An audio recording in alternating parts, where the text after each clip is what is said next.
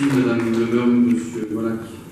Merci Monsieur le Président. Donc, la région est depuis longtemps maintenant reconnue pour sa gestion des lycées, et je me suis même laissé dire que par rapport à la dernière période où l'État gérait les lycées, ils sont beaucoup mieux gérés aujourd'hui, et on le voit, ne serait-ce d'ailleurs qu'en regardant l'immobilier. Donc je me félicite évidemment de la construction de 2 nouveaux lycées, que sont celui de Liffré et celui de Pleurnen, cher à mon cœur évidemment.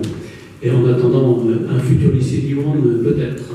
Donc, je vais simplement appuyer sur cette politique complémentaire qu'a désormais la région, de plus en plus dans l'enseignement, dans la formation professionnelle, et finalement ensuite dans la gestion des politiques de l'emploi, avec la coordination entre Pôle emploi, les missions locales, et tout cela finalement donne une certaine cohérence. On voit bien que petit à petit, la région s'empare de tout cela.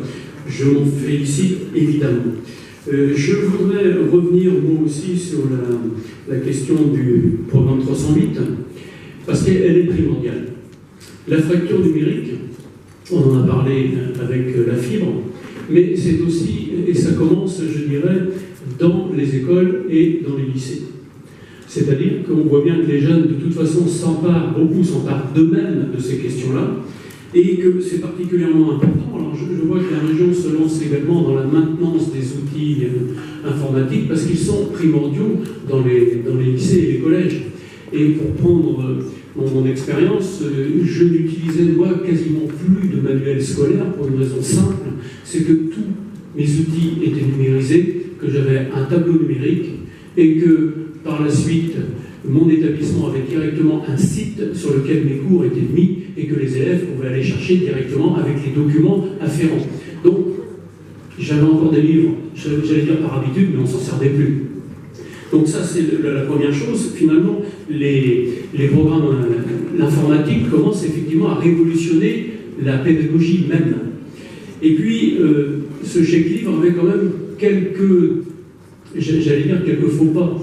Il était à un moment donné plus avantageux pour quelqu'un d'acheter un nouveau livre que d'acheter un livre qui soit un livre d'occasion, parce que la subvention de la région faisait que finalement le nouveau livre était moins cher. Donc finalement ça poussait quelque peu à la consommation. Donc une gestion de ces chèques livres me paraît effectivement tout à fait souhaitable.